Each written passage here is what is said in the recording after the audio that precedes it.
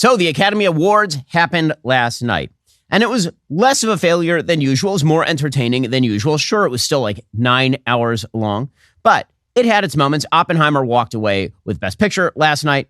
Christopher Nolan properly walked away with Best Director last night. Cillian Murphy walked away with Best Actor last night. So Oppenheimer did really well. Barbie, which was my second biggest priority, failed. Barbie did not do well last night. And there are people in the office who will die on the hill of saying that the reason Barbie got nominated for so many awards is specifically because I made a 45-minute review actually burning Barbies. And so then every member of the Academy felt a moral obligation to nominate Barbie in categories it had no business being in. It won one award for Best Original Song, which of course was pretty much the only thing that Barbie should have been up for in the first place. Best Supporting Actress went to Divine Joy Randolph from The Holdovers. But overall, it was not nearly as bad as the Oscars of past years have been. However, the Oscars is still a trash fire filled with trash human beings. And this is the message for today. Hollywood is a place filled with people who do not share your values. In fact, they do not like your values. Yes, they are very beautiful. And yes, they are very glamorous. And also, they have very, very small moral brains. Their small moral brains are not capable of understanding the world around them. They live in this little artistic bubble, the Bohemian Grove of Los Angeles, in which everyone is tolerant of everyone else's excesses and which everyone thinks exactly the way that they do. And if only everyone thought like Hollywood, then they too would have massively dysfunctional marriages, drug problems, and screwed up children. Then everything would be better. That is the way that Hollywood thinks about itself. They are the expositors of higher morality to you, the tiny little peons of people, to you, the humdrum little people. And there was a lot of that last night. So I want to go through the good, and then we'll get to the very, very moral bad of the Oscars. So the good. First of all, let's just point out that Jimmy Kimmel should never host an Oscars again. Jimmy Kimmel is not good at hosting the Oscars because he's an unpleasant human being. You know who actually is quite pleasant on camera, despite the fact that he's had a bunch of moral foibles of his own, which he's admitted to, obviously, is John Mulaney. So the highlight of the Oscars award evening was John Mulaney, who had 1 minute and 30 seconds. And John Mulaney was the best thing on the show. Here was Mulaney last night, introducing the category for Best Sound Design.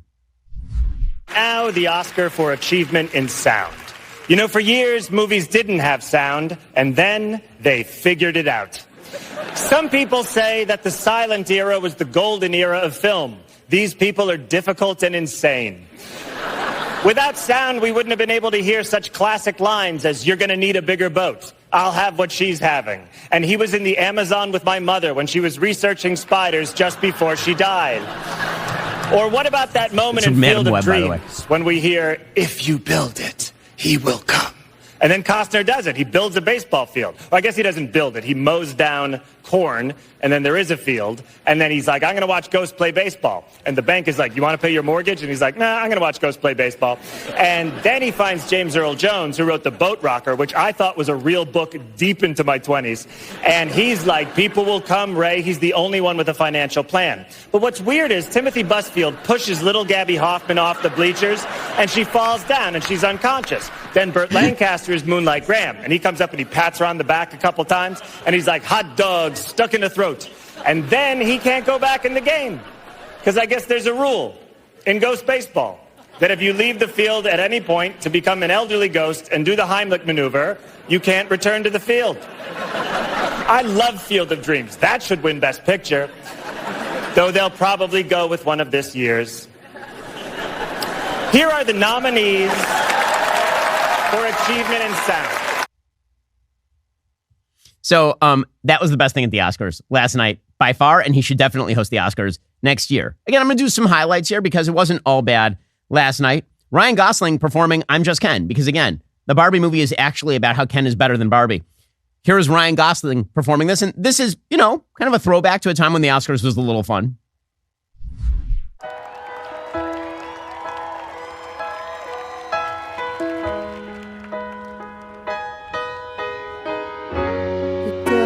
Seem to matter what I do, I'm always number two. No one knows how hard I try. Oh, I have feelings I can't explain, driving me insane. All my life been so polite. There's Mark Ronson right there. Tonight, I'm just kidding.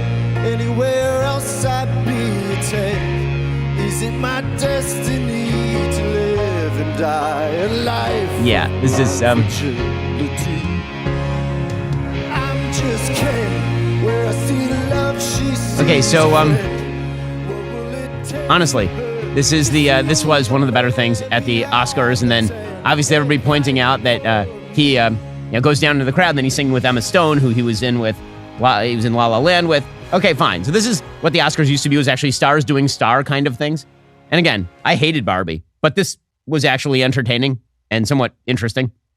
The other highlights, this is kind of a highlight, low light. For some reason, John Cena was naked on stage. I don't know why that was a thing. I was mostly just confused as to why somebody thought this should be a gag, but apparently it was a thing that happened. Again, at least they're trying. They're trying. Here is John Cena.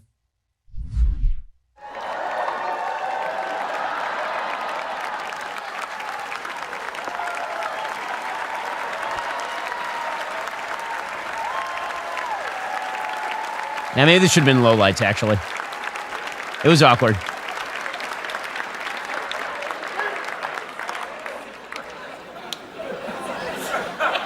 Costumes.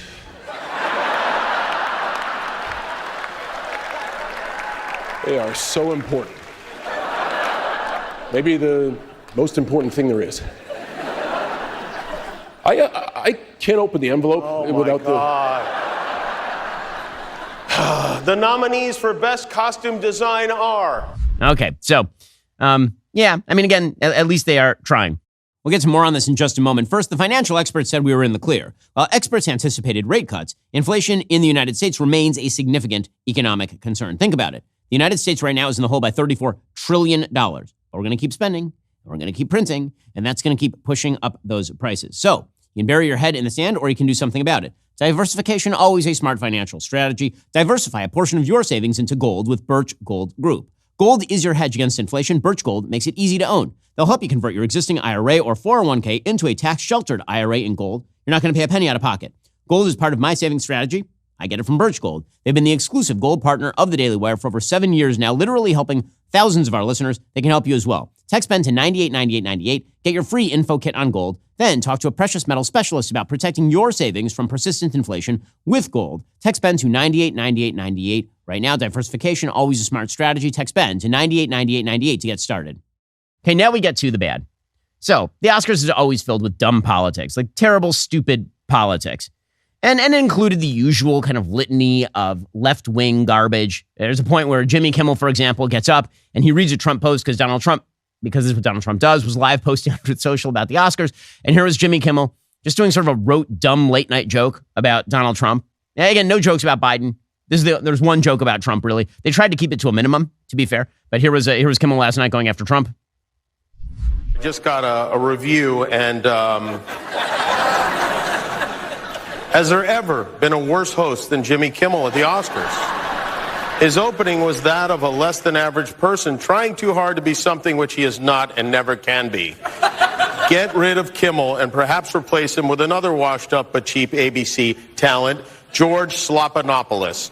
He would make everybody on stage look bigger, stronger, and more glamorous. Blah, blah, blah. Make America great again.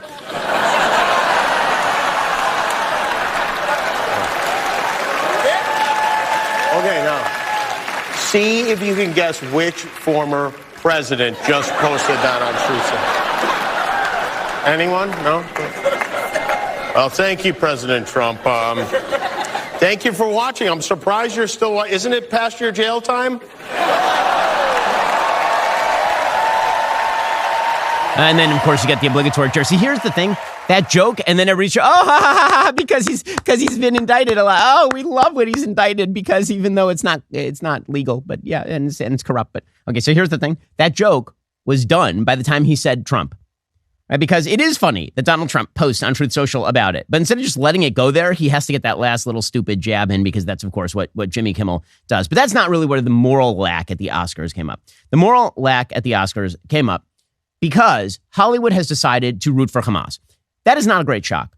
I think that a lot of people in the United States, they're tired of watching, obviously, the conflict between Israel and Hamas over in the Middle East because they think, what do we care? I mean, obviously, that's very, very far away. That's in a different part of the world entirely. And the point that I've been making repeatedly since October 7th is that it really is not about what's happening vis-a-vis Israel and Hamas. The real conflict that is happening in the West is a conflict over our own moral value system.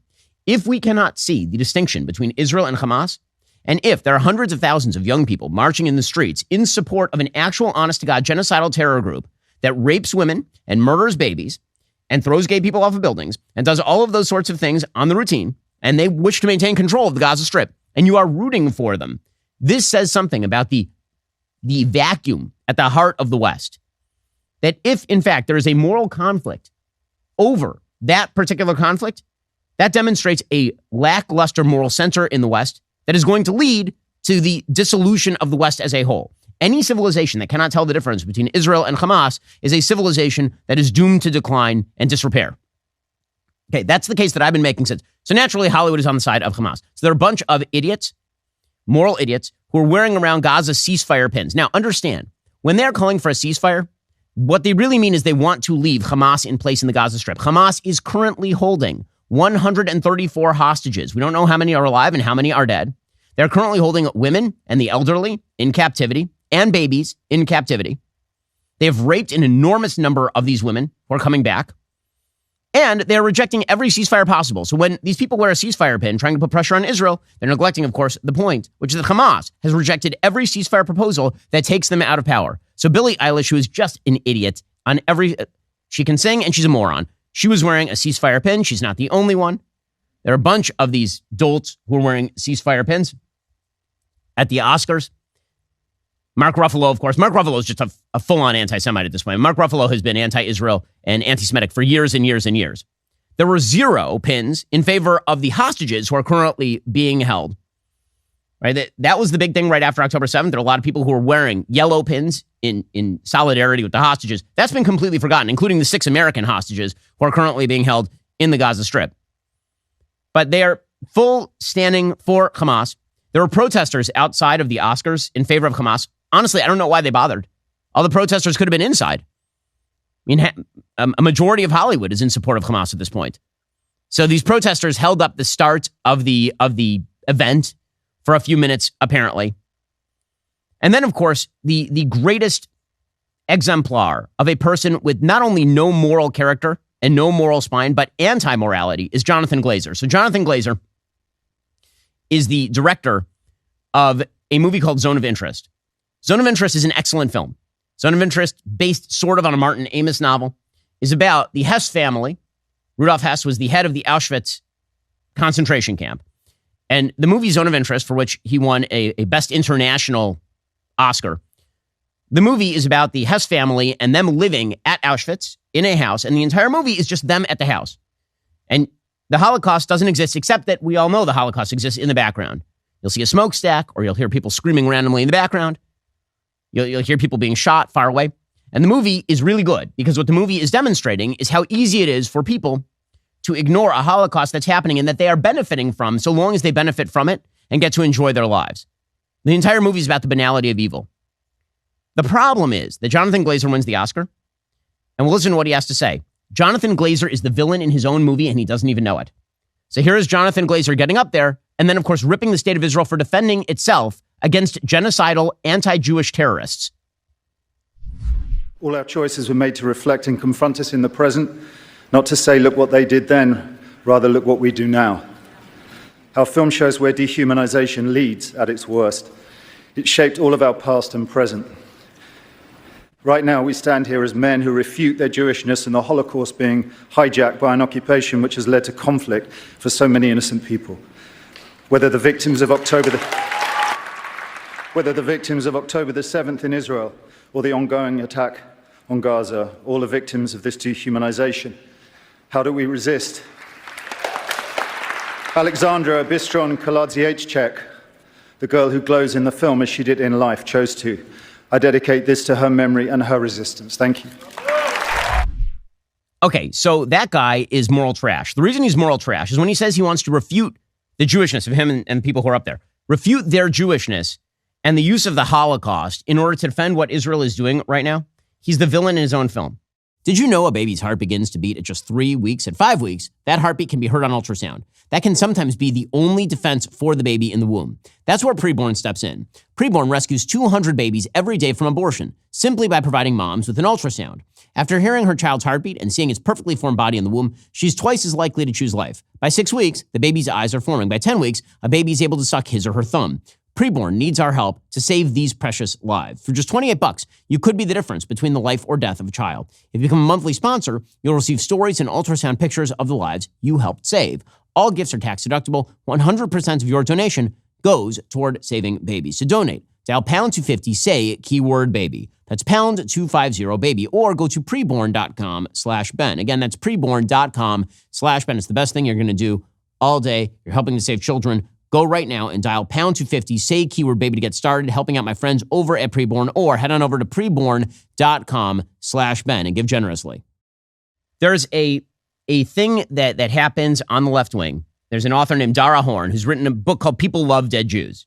Excellent book. Uncomfortable title. The reason that the title is uncomfortable is because she starts off that book by telling the story of the Anne Frank house. So the Anne Frank house in Amsterdam, of course, is the house that was occupied by Anne Frank while the Nazis were looking for Jews in Amsterdam.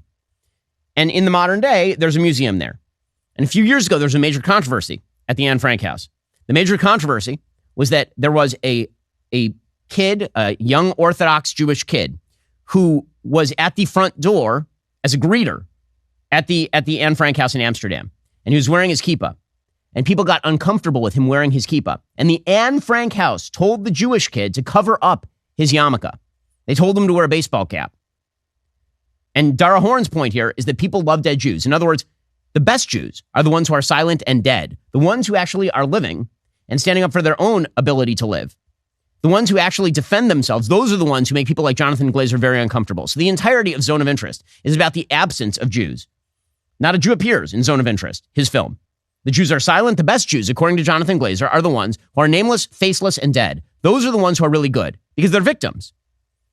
Those are the ones that he can then rifle through their bodies for an Oscar while simultaneously ignoring the Jews getting slaughtered in the Gaza envelope or the Jewish men who are being killed in the Gaza Strip or wounded by the tens of thousands in the Gaza Strip. But he gets to sit there and morally preen over. He gets to live in his house amidst the chaos, ignoring the live Jews, the ones who actually are screaming right now. He can ignore those ones in favor of the dead Jews. That's what he's doing right there. Let me say this. When people use their Jewishness as a cover to rip on Israel's ability to defend itself, when they use their Jewishness, and invariably, these are people who don't know anything about Judaism, who are born Jewish, but have very little Jewish practice, who spend zero time in the Jewish community, but then pull out their as a Jew card in order for them to demonstrate their fealty to left-wing principles or anti-Israel principles. Whenever people say, quote unquote, as a Jew, you should ask them, okay, how often do you go to synagogue? How much do you care about your Judaism? How much does any of that mean to you? The people like Jonathan Glazer out there, again, they are part of this broad moral trash pantheon in Hollywood. The system that believes that the West itself is bad. The West itself is the problem. You don't see Jonathan Glazer up there talking about the evils of Hamas or, hell, the evils of the Assad government in Syria, which has killed far more people than what's going on in the Gaza Strip right now. You see Jonathan Glazer talking about Israel. Why? Because he gets to rifle through the bodies and he gets to look good while being the villain in his own film. It's pretty impressive stuff. Hollywood is completely disconnected from morality, but they do have an impact on how people view morality. And that is why Hollywood remains a rather dangerous place for the creation of culture. Okay, speaking of all of this, the Biden administration continues to be just morally idiotic when it comes to the conflict in the Middle East. First of all, it is worthwhile noting that anti-Semitism around the globe continues to be extremely prevalent. And it continues to be fostered by authorities. So the West has basically decided that it's going to make a choice. The West's choice is going to be between appeasing terrorist supporters and standing up to terrorist supporters. In the United States, that battle comes down to whether you're going to appease the radicals in Dearborn, Michigan, in order so that Joe Biden can win in Michigan in the general election. By the way, not going to help him. The reason he's losing Michigan is not because he's losing Arabs in Dearborn. It's because he's losing blue-collar white voters in Michigan. Okay, but that's the battle in the United States. In Britain, The question is whether people even get to exercise free speech anymore, or if they cross the radical Muslims in London, if they're going to be arrested. So over the weekend, the British police arrested an anti-Hamas activist who committed the grave crime of holding up a sign at a massive anti-Israel pro-Hamas protest. His sign said, "Hamas are terrorists," so the police took his sign away from him and arrested him. Here's what it looked like. Sir, why have you been arrested? Because I write it down. Hamas is terrorist organization. That's it. What did it say on your sign? What did it say on your sign? Hamas is terrorist. UK law. UK put the Hamas terrorist organization on March 2001, and they arrested me because of that. That's it. They've arrested you because of the sign. Exactly. They attacked me. The Hamas supporters attacked me, and they arrested me. Because Britain has decided to concede to the terrorists. This is why London has apparently become a no-go zone for Jews every weekend, according to Robin Simcox, the United Kingdom's counterterrorism commissioner. We'll get to more on this in a moment. First, nobody likes talking about life insurance. It's dark, right? You got to think about death. But here's the thing. Once you get it out of the way, it's great. It's off your list, and it's an important thing you just did for your family. Start shopping right now with Policy Genius. Find the right policy to protect your family today. Give yourself the peace of mind that comes with knowing that if something were, God forbid, to happen to you, your family can cover all their expenses while getting back on their feet. Policy Genius's technology makes comparing life insurance quotes from America's top insurers easy. Just a few clicks. You already have a life insurance policy through work that might not offer enough protection for your family's needs. It might not follow you if you leave your job. You do need a backup plan. With Policy Genius, you can find life insurance policies starting at just $292 per year for $1 million in coverage. Some options offer same-day approval and avoid those unnecessary medical exams. Policy Genius has licensed agents who can help you find the best fit for your needs. When they make it this easy, there's really no excuse not to do it. Policy Genius works for you, not the insurance companies, which means that they're not incentivized to recommend one insurer over another, so you can actually trust their guidance. Save time, money, provide your family with a financial safety net using Policy Genius. Head on over to policygenius.com/Shapiro or click the link in the description to get your free life insurance quotes. See how much you could save. That's policygenius.com/Shapiro. In an opinion piece published on Thursday by the UK Telegraph, Simcox described the atmosphere in Britain since Hamas's October 7th onslaught, which has led to skyrocketing anti-Semitism in the UK. He said inflammatory and borderline criminal rhetoric widely shared on social media a sense that the terrorism threat is rising. Protests becoming ever more vociferous, with From the River to the Sea beamed onto the side of Big Ben during a vote on Gaza. MPs more fearful for their safety than ever. He said London has become a no-go zone. That, of course, is true. London has become a disaster area. Anti-Israel activists are destroying portraits. So there's a portrait of Lord Balfour. Arthur Balfour is, of course, the creator of the Balfour Declaration. The Balfour Declaration, which was created by Britain at the very tail end of World War I, right in the aftermath of World War I, when Britain was given a mandate to govern what became British Mandate Palestine, suggested that a Jewish national home would be allowed by the British Mandate in British Mandate Palestine. So here is a pro-Hamas protester destroying a century-old piece of art, like full destroying it. This is not one of these environmentalist protesters who go to the Mona Lisa, spray a little bit of stuff on the museum glass, do no damage to the actual art. This is a person who's actively destroying the art. This would be University of Cambridge, I believe. Like full-on spray painting the art, slashing it with a knife. You can see that's who these people are, and this is who Britain has decided to cater to. This is who Britain has decided to cater to. People who full-on destroy century-old artwork in the name of multiculturalism and tolerance. And that's precisely who the West is fighting right now. It is Hamasniks and their fellow travelers. That is what the battle is right now. They're not making their intentions unclear. In Amsterdam, a Holocaust museum opened over the weekend. Hamas protested it. All of the pro-Hamasniks protested the opening of a Holocaust museum in Amsterdam. Because let's face it, these people would have been fine with the Holocaust. They're fine with it right now. They're fine with Hamas being a genocidal terrorist group. And internationally speaking, Erdogan, who's the leader of Turkey, he says openly that Turkey firmly backs Hamas. And of course compares Bibi Netanyahu to Hitler. And then we come to the United States and Joe Biden. So let's be clear about the situation in Israel and Gaza right now. Right now, Hamas continues to hold hostages. Hamas has turned down every American brokered offer of a ceasefire, a temporary ceasefire, in the hopes that they'll be saved by Ramadan. That's really what's going on right now. According to the Wall Street Journal, Hamas leaders are betting that the holy month of Ramadan can turn the momentum of the war in Gaza in their favor, heaping diplomatic pressure on Israel to stop its offensive and help secure the militant Islamist group's survival. They know full well what they are doing. They're counting on the moral idiocy of people like Joe Biden and the morons in Hollywood and the people in the media. They're counting on that coalition of stupidity and moral vacuity. They're counting on those people to pressure Israel into stopping because, hey, guys, it's a holy month of Ramadan, which is when Muslims get to attack everybody else, but nobody else gets to attack Muslims. That's the way that it works during Ramadan in the Middle East. Right? Everyone else's holidays ought to be trashed. People ought to be murdered on those holidays. But during Ramadan, hands off. That's the idea. Hamas's chief in Gaza, Yahya Sinwar, is calculating that Ramadan, which begins with the new moon sighting expected Monday, could spark violence near religious sites in Jerusalem, expanding the conflict beyond Gaza and drawing Iran and Hezbollah deeper and more directly into his war against Israel, according to political analysts. So this is all coming amidst Hamas falsifying its casualty numbers. So it's very obvious at this point. There's a great piece in Tablet by Abraham Weiner, who's a statistician, looking at the numbers in Gaza from Hamas. And he points out that the numbers are clearly not real.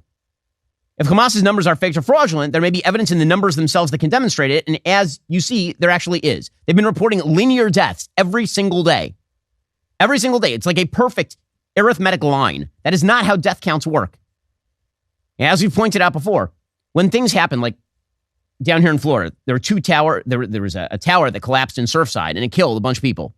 It took them literally weeks to figure out how many people had died in a tower collapse in Surfside. But immediately, every single day, Hamas is releasing casualty numbers. They can't even tell you how many hostages they say are alive or dead, but they're still releasing casualty numbers. And the administration is just taking them up and using them right now.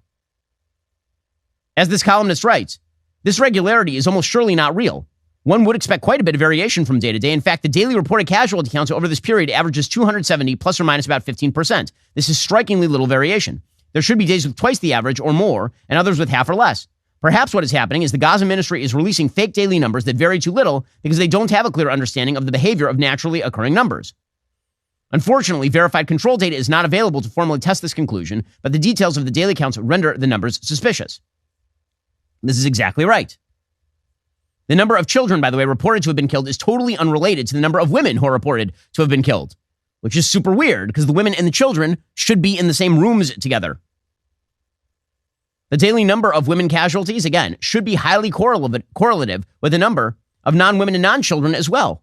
Right? Because if a lot of people died in a bombing, it should be a lot of people. But that's not what's happening either. Hamas is faking these numbers, and the West is simply taking them at face value because Joe Biden has decided that he is going to now draw daylight with Israel.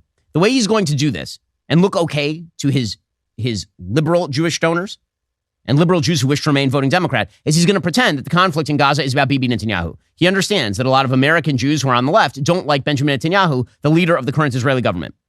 Now, there are a bunch of problems with this. Problem number one, Benjamin Netanyahu is the elected leader of the state of Israel. It is incredible to me that Joe Biden goes around talking about the value of democracy. Whenever he talks about Ukraine and Russia, for example, it's autocracy is attacking democracy. Then he ignores the fact that an autocracy attacked a democracy on October 7th. He did that in his State of the Union. But even more so, he is actively interfering in the workings of another democracy. And this is a guy who's talked about the evils of interfering in American elections. Joe Biden is actively attempting to bring down the prime minister of Israel right now because of personal animus. He's not the first to do it. Barack Obama tried to do it as well. In fact, if you go back to Bill Clinton tried to do it in the late 90s. He basically got Ehud Barak elected prime minister in Israel. So there's problem number one, which is Bibi Netanyahu is the elected leader of Israel. Problem number two, Israelis overwhelmingly support wiping out Hamas. This notion that if it were not for Bibi, Israel would not be considering going into Rafah, everyone, right, left, and center knows Israel has to go into Rafah. Why? Because that's the last vestige of the terrorists. That's where the terrorists are. You have to go in there and finish it off. This is the equivalent for Israel of the Allies in World War II getting outside Berlin and then going, you know what, guys, I'm sorry, we can't go into Berlin. Too much human damage. We can't go into Berlin. Or getting outside of Tokyo and being like, you know what? We're just going to sit here and just wait. You know, like there's really, what can we do? That's insane. No country worth its salt would do that, which is why going into Rafah has 85% approval in Israel. This notion that Bibi Netanyahu is the singular spur toward action in Rafah is idiotic and not true. And then furthermore, as a corollary of that, the entire Israeli government supports this, including Benny Gantz, who just came and visited the United States and visited Britain as well. Benny Gantz is the chief rival to Netanyahu. If there were an election held today, Benny Gantz would be prime minister of the state of Israel. He is not on the hard right. Benny Gantz is at best a center-right candidate. More likely, he's more of a center-left candidate. He agrees with Netanyahu. Gadi Eisenkot is not on the same side as they have a war cabinet right now, a unity government, which if you took it to an American context, it's like we'd be at war, and suddenly there was not a president of the United States anymore. There's a presidential commission that made all of the war decisions, and that presidential commission included President Biden and Donald Trump. That's what it's more like right now. In other words, but Biden has to make some excuse to the Dearborn, Michigan voters as to why he's doing what he's doing. And he has to make some excuse to liberal Jews as to why he's doing what he's doing. And so what he's decided to do is draw this middle line where he draws daylight between himself and Netanyahu and then pretends that what's going on in Gaza is a reflection of Netanyahu personally. So Biden over the weekend admitted that a ceasefire looks tough right now. Here he was. Will there be a ceasefire by Ramadan? It's looking tough, but... Are you concerned about violence in East Jerusalem without one? I sure am. I sure am. Well, then maybe you put some pressure on your beloved Palestinian Authority to stop it, shouldn't you? Since the Palestinian Authority is largely in control of the rioters who go up on the Temple Mount. Hamas, largely in control of those rioters. There's a reason that everything that's happening there is coordinated on particular dates. Then Biden in an interview admitted that the people who want a permanent ceasefire, the people who are helped by the ceasefire are Hamas. He admits it openly. Then he tries to walk it back in an interview with Jonathan Capehart on MSNBC. Who actually wants a deal? Do you think Hamas actually wants a ceasefire? Well, I think Hamas would like a total ceasefire across the board because they would see they have a better chance to survive and maybe rebuild.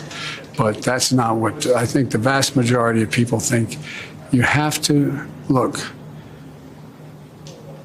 Oops. After what happened in World War II and the carpet bombing that took place, what happened was we ended up in a situation where we changed the rules of the game, our constitutional legitimate rules of war. And they should be abided by. Okay, he's a joke. What he says right there, he openly admits that the party that wants the permanent ceasefire is Hamas. That's what he's pushing for right now. That's what he's pushing for right now. And he's admitting that he is aligned with Hamas.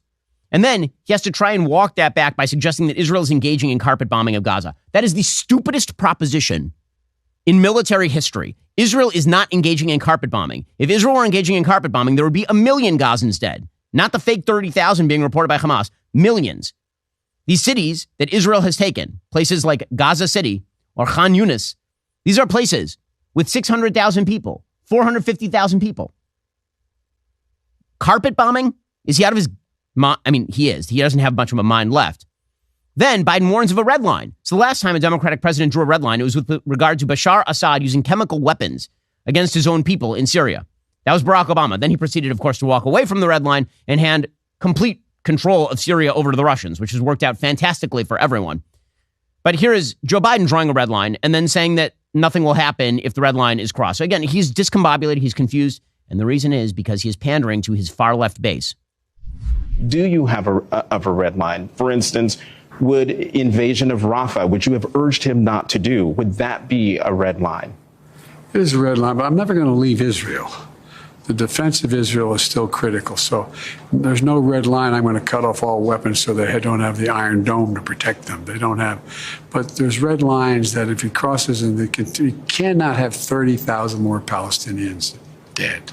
As a consequence, he's using Hamas numbers. There's other ways to deal with the trauma caused by Hamas. The trauma caused by Hamas? They're currently holding hostages. They killed 1,200 people. Is that a trauma? Or is that an act of war by a terrorist group? And by the way, when he says that there are other ways to deal with it, everyone's all ears, Joe. You name it. By the way, even according to Hamas, of the 30,000, which again is a number that's made up by Hamas, of that 30,000, you're talking at least 12,000 terrorists dead. So he's against the 12,000 terrorists being dead also? Like, it's perfectly absurd. And again, he's trying to transmute his criticisms of Israel into criticisms of Netanyahu so as to suggest that if Netanyahu would go, then magically everything would be better. He thinks that will please his left-wing base, that if Netanyahu, but let's be clear, if Netanyahu went, he would be succeeded by Benny Gantz. Benny Gantz would then do the exact same thing, and Joe Biden would be in the exact same position, because guess who doesn't care about who's prime minister of Israel? Every person in Dearborn, Michigan. They don't care at all. The people he's pandering to are not going to be pandered to by a simple replacement of Bibi Netanyahu with a political rival who does exactly the same thing. But again, this is the dumb political game that Joe Biden is playing. Biden was on a hot mic, and he said that Bibi has to, quote unquote, come to Jesus, which again, that he was going to have a come to Jesus meeting with Bibi. Now, we all know that's colloquial. Also, do you think Joe Biden would ever say that about Hamas? They need to have he's going to have a come to Jesus meeting with Hamas. I guarantee you that is not a thing Joe Biden would ever say about a radical Muslim group. How are you, Mr. This is one of the big great speeches. Really nice. I was telling the secretary, I was in Jordan and Israel this weekend, and we just, we got to keep pushing what we're doing on the humanitarian stuff and all this stuff. So I told Bibi, show me pieces. Bibi, you know, I'm going to come to Jesus. Sure, just He's going to have a come to Jesus meeting with Bibi Netanyahu. And then Biden, of course, goes on national TV and he says that Netanyahu is hurting more than he's helping. The amount of ire that he is putting on the Israeli government right now fighting terrorists is significantly higher than the amount of ire that he's directing toward the actual terrorists. What's the come to Jesus part? Like what tough love are you going to give to the prime minister? What's happening is he has a right to defend Israel, a right to continue to pursue Hamas, but he must pay more attention to the innocent lives being lost as a consequence of the actions taken. He's hurting, in my view, he's hurting Israel more than helping Israel by making the rest of the world, it's contrary to what Israel stands for. And I think it's a big mistake. So I want to see a ceasefire. He wants to see it. So literally in the same interview where he claims the Hamas wants a ceasefire, he says he also wants a ceasefire. And again, this is all part and parcel of the left-wing belief that the West should lose. Again, Joe Biden does not stand for the West. He has never stood for the West in its battles with opposing enemy forces. He is not. Just across his career, he has always been rather conciliatory toward people who despise the United States. And that continues today. Again, this is part and parcel of a broader coalition of people on the hard left who are very eager to sort of pull a Vietnam on Israel. And the Vietnam War was lost by left-wing forces at home who decided that the United States had to lose for moral reasons. And the same thing is happening right now. Congresswoman Sarah Jacobs of California, she's doing the same thing. She says there's no way to defeat Hamas, which is weird because Israel seems to have found a way to defeat Hamas, which is to kill the members of Hamas.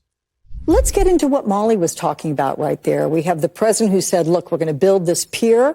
Okay. And yet there are many who are criticizing and say, why not do as Molly was suggesting, and that is use the truck convoys. Let's get aid into that much more quickly. Use some pressure. Use your leverage on Benjamin Netanyahu to get that done. What are your thoughts on all that? Look, I think the ability to get as much aid in as quickly as possible is important. And all of the various levers we have to do that should be done because we know the humanitarian situation is catastrophic. Dire. Yes. Now, there is existing U.S. law that says that actually our allies, anyone we're working with, has to allow our humanitarian assistance in. And so I absolutely think that's right. We need to be doing more to make sure Israel lets more aid in. But at the end of the day, the only way to really make sure we are addressing these famine-like conditions is to get a permanent and immediate ceasefire, for Hamas to release the hostages, for Bibi Netanyahu to stop his indiscriminate bombing campaign that we know is not actually militarily doing what it needs to do. There is no military way to defeat Hamas. There just isn't. There's no military way to defeat Hamas. Again, this lie that there's no military way to defeat a military enemy is absurd. Even in guerrilla war, the way that you win a guerrilla war is by killing a lot of the guerrilla terrorists and by establishing bases of safety that are 100% safe and then spreading those bases of safety across broader spans of the population. This is exactly what the British did in Malaya during the 1950s. But again, this has no relation to reality. What it really has to do with is a generalized feeling on the left that you have to sympathize with the world's worst people. The best indicator of that actually came via Joe Biden, not with regard to what's going on in Israel right now, but with regard to Laken Riley's murderer. So you'll recall that in the State of the Union last week, our febrile president of the United States decided that he was going to take up the situation with Laken Riley, who was the young woman who was killed while jogging at the University of Georgia campus by an illegal immigrant. He was prompted to do this by Republicans who were wearing pins with Laken Riley's name on them. And so during the State of the Union address, Joe Biden picks up the pin, botches Laken Riley's name. He picks it up. He says Lincoln Riley, which is the wrong name. He literally has it right in front of him, and the old fart can't read. So he's like, oh, Lincoln Riley. And then he says, Lincoln Riley was killed by an illegal. And you think, okay, that's half true. Laken Riley was killed by an illegal. And then he continues, he says, but how many thousands were killed by illegal? Right, downplaying the actual murder because, of course, it's not thousands of people. I mean, it's only one poor young woman who was murdered. I mean, do we really care that much? We're going to change our entire immigration policy based on this poor young woman. In any case, the left went nuts. Why did they go nuts? They went nuts because he used the word illegal to describe a murderer. So Joe Biden had to walk that back over the weekend. He had to walk that back. This demonstrates full scale how the radical left has taken over this party. This is totally insane. It's politically insane. You can't find 5 people in the United States to rub together who don't work in legacy media who think it's a bad thing that Joe Biden called a murderer an illegal. No one thinks that. But Joe Biden had to go out of his way to do this because, again, he is betting in this election cycle that he needs to get his low propensity radical base out to vote a lot because he's losing independents. And so what that means is doing stupid things like going on national TV and suggesting not only that he shouldn't have used the word illegal, but that illegal immigrants built the country. That is the thing he says in this interview. Here we go. I noticed the look of surprise on your face when you walked into the chamber and you saw Congresswoman Marjorie Taylor Greene. It was priceless. You feigned shock at seeing her.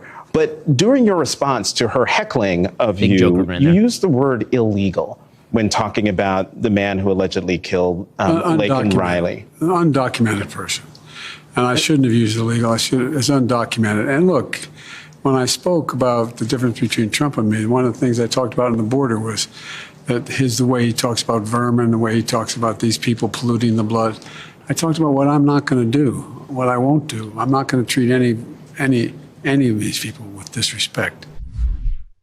He's not going to treat any of these people with disrespect. I mean, they're the people who built the country, says Joe Biden, are illegal immigrants.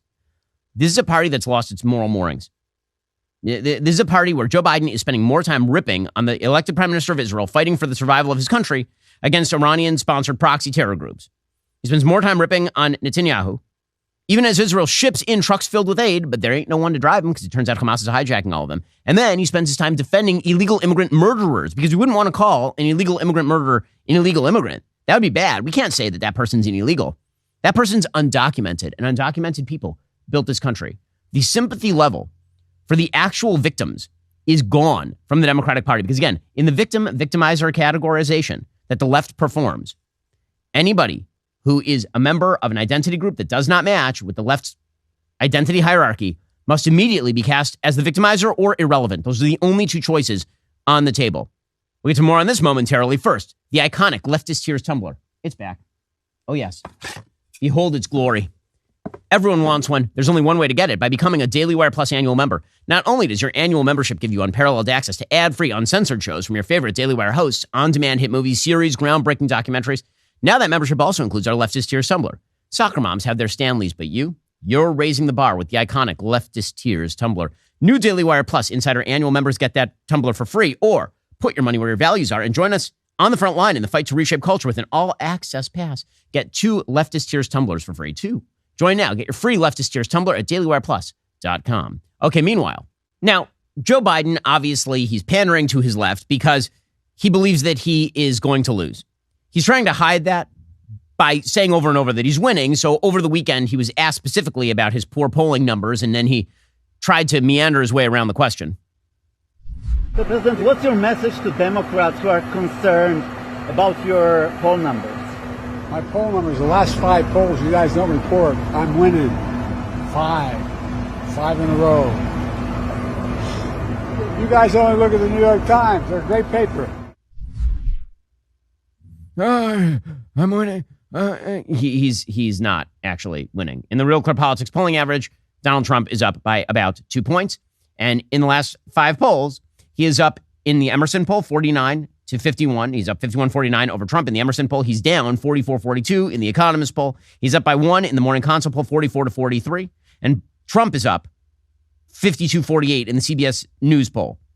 By the way, if Joe Biden wins the election by 1 point in the popular vote, he's going to lose the election. This is the other thing that people should recognize, is that Donald Trump actually lost the popular vote to Hillary Clinton by several percentage points and still won the election. It matters where you get the votes, not just how many votes you get.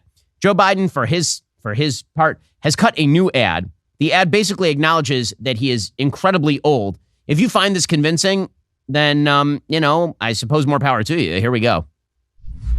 Look, I'm not a young guy. That's no secret. But here's the deal. I understand how to get things done for the American people. I led the country through the COVID crisis. Today, we have the strongest economy in the world. I passed a law that lowers prescription drug prices, caps insulin at $35 a month for seniors. For 4 years, Donald Trump tried to pass an infrastructure law, and he failed. I got it done. Now we're rebuilding America. I passed the biggest law in history to combat climate change because our future depends on it. Donald Trump took away the freedom of women to choose. I'm determined to make Roe v. Wade the law of the land again. Donald Trump believes the job of the president is to take care of Donald Trump.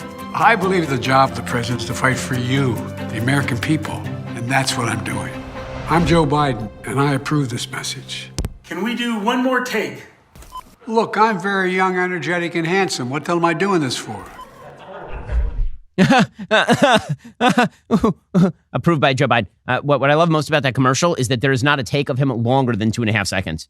And you know why that is. That's because when there's a take of him that is longer than 2.5 seconds, it turns into this. Here he was fighting the teleprompter again. And what they're going to do is to ensure really endanger our national security. They're going to expend, are they going to expand personal freedoms? Well, that's what we're going to do. They're going to do everything to not grow our economy. Literally, they have no platform. They're against everything, not for anything, except the things that are the wrong things. What they're running on, I'll tell you what they're running on. They're running backwards. Mm-hmm. What is this old coot jabbering about? Guess what? I do love Jill Biden on the side of these photos. She looks so nervous all the time, and she should. She should, because she might actually have to physically prop him up. And frankly, he's a heavy load. She constantly looks so stressed out standing next to him publicly, and there's a reason for that, because she is watching the old coot degrading in real time. Meanwhile, Donald Trump was on the attack on Biden over the weekend, as he should have been. He slammed Joe Biden over his walk back for using the word illegal to describe, a murderer. Here was Donald Trump over the weekend. When I say he was an illegal alien, he was an illegal immigrant, he was an illegal migrant, and he shouldn't have been in our country, and he never would have been under the Trump policy. And Biden should be apologizing to this killer.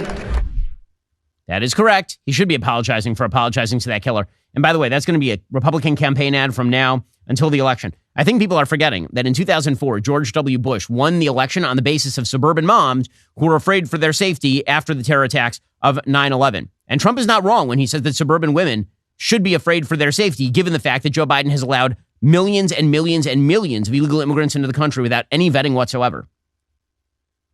The suburban, they always say, suburban housewives, they want something that's very important, security. They don't want illegal immigrants coming into our country. They don't want illegal immigrants knocking on their front door and saying, I'm going to use your kitchen and I'm going to use your bedroom, and there's not a damn thing. And that's the nice ones. Okay, so again, Donald Trump is not wrong about any of this. And most Americans are not feeling sanguine about Joe Biden's tenure in office, which leaves Democrats to attack Trump. George Stephanopoulos, again, it is incredible to me that George Stephanopoulos is used as a quote-unquote neutral anchor. This is insane to me. George Stephanopoulos was literally the strategist for Hillary and Bill Clinton. This would be like if Fox News used Karl Rove, not as a sort of right-wing elections analyst, but used him as a full-scale objective news reporter. In any case, George Stephanopoulos had on Nancy Mace, the very attention-grabbing congresswoman from South Carolina, and he asked her about backing Trump in the worst possible way, and she shellacked him for it, as well she should have. Ben, you've endorsed Donald Trump for president. Judges and 2 separate juries have found him liable for rape and for defaming the victim of that rape. How do you square your endorsement of Donald Trump with the testimony we just saw? Well, I will tell you, I was raped at the age of 16. And any rape victim will tell you, I've lived for 30 years with an incredible amount of shame over being raped. I didn't come forward because of that judgment and shame that I felt. And it's a shame that you will never feel, George. And I'm not going to sit here on your show and be asked a question meant to shame me. about another potential rape victim. I'm not gonna do that. It's actually not about shaming you. It's a question about Donald Trump. No, you are shaming You've me. endorsed Donald Trump for president. Right. Donald Trump has been found liable for rape by a jury. Donald Trump has been found liable for defaming the victim of that rape by a jury. It's been affirmed by a judge. It was not a criminal court case, number one. Number two, I live with shame. And you're asking me a question about my political choices, trying to shame me as a rape victim, and I find it disgusting. And quite frankly, E. Jean Carroll's comments when she did get the judgment, joking about what she was going to buy, it makes it harder for women to come forward when they make a mockery out of rape, when they joke about it. Okay, she's right about this. She could have also pointed out, you worked for Bill Clinton. You worked for Bill Clinton. I mean, Joe Biden has been somewhat credibly accused of sexual assault. Like, what are you talking about? What are you talking about? The reason that you back a politician in this day and age has very little to do, unfortunately, with the character of the politician. That's not the way it works. We are well beyond that. It ended during the Clinton era. It is because of the policies that person holds and the person that you are voting against. George Stephanopoulos knows that, having worked for a person credibly accused of rape multiple times. But that didn't seem to bother George Stephanopoulos. So good for Nancy Mace for pushing back on that. All right, coming up, we'll bring you the latest on the situation in Haiti. Remember that time that Donald Trump called Haiti a bleep hole country and the entire media were like, no, Haiti's great. Haiti is not great. If you're not a member, become a member, use code Shapiro. Check out for 2 months free on all annual plans. Click that link in the description and join us.